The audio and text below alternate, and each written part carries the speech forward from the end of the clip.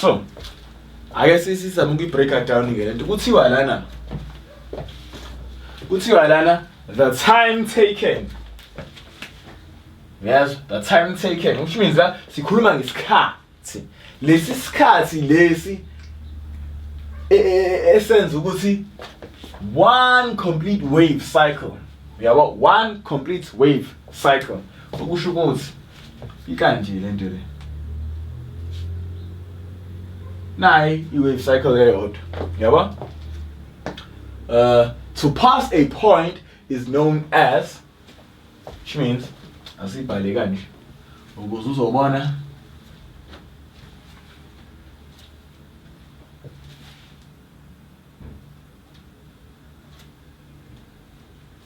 okay, uma ngibhale kanje buka ke ukuthi sifake i-point anywhere, so sifaka la, and our 2 points now. Asiqaleni ke manje zama ukudefine ukuthi kahle kahle yini le. Buka, we have frequency. After frequency, we have amplitude, we have any wavelength, we have a period.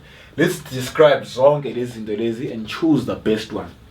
So frequency. So comments igama lesi frequency ilihambisana ne-mode, le number evela kaningi kuyisukubala ukuthi ivela kangaki angithi kunezinye izinamba bese uyayithola. The same concept ke nala.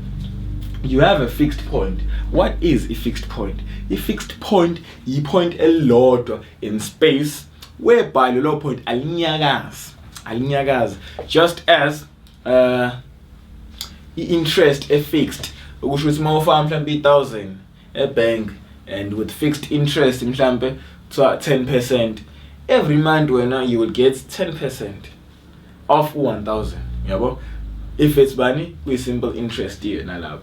Fixed, I mean, but if we compound, it will always be 10% of what is in the bank account at that time.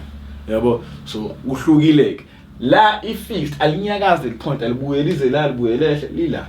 Yabo? So the motion of the wave iyangala i-wave. Yabo? So as iyangala, which means iyahamba kanje angithi. So if frequency suke sibale ukuthi kudlula ama point, kudlula ama waves or ama pulses amangaki kuleli point ngesecond elilodwa. Uyayizwa into leyo. So frequency is the number of waves or the number of pulses passing through a fixed point per second. Okusho ukuthi mangaki lama pulse angithi iyodwa lento le impulse angithi impulse le esiyibiza nge-crest i-positive. We have la i-trough angithi. So lama pulse lawa mangaki azodlula kuleli point as i-wave yali ngesecond elilodwa. Leyodwa yini leyo i-frequency. But i-statement ibesithini? The time taken, the number of waves, pulses passing a fixed point per second. So awusafani, yabo. The time taken for one complete wave cycle to pass a point. So which says ukuthi u-A akona. Yabo? Akona u-A. Ngoba akuyona i-frequency. I-frequency siyayazi phela ukuthi suke sibala ama waves or ama pulses ukuthi mangaki azodlula kulelo point lakho ngesecond elilodwa. Okay. Sijulele phambili. Let's talk about the amplitude ke manje. I-definition ye-amplitude kuthiwa yini? It is the maximum displacement of the particles of the medium above its rest position or sometimes below. Okusho ukuthi lobude lobo bokusuka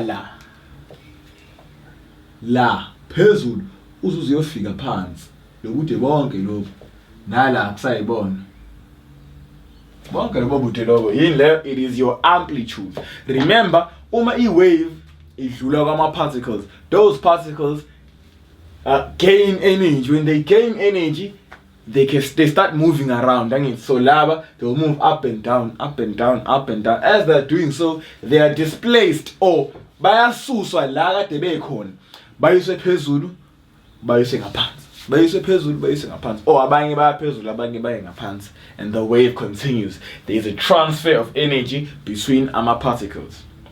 All right. So, and then the amplitude, it is the distance or the displacement of particles above its rest position. It is not the time taken for one complete wave cycle to pass a point. Again, because the amplitude now get some definitions so the amplitude there is not the same thing as any the time taken, because amplitude, it is the maximum displacement. So after finding it up, so again we can clearly say this is not the answer. So B is also not the answer. Let's talk about wavelength. Wavelength, it is the distance between two consecutive crests or two consecutive troughs, or the distance between any two adjacent points that are in phase in the wave. It's in phase. I'm a point whereby as the hand be wave, they will reach the rest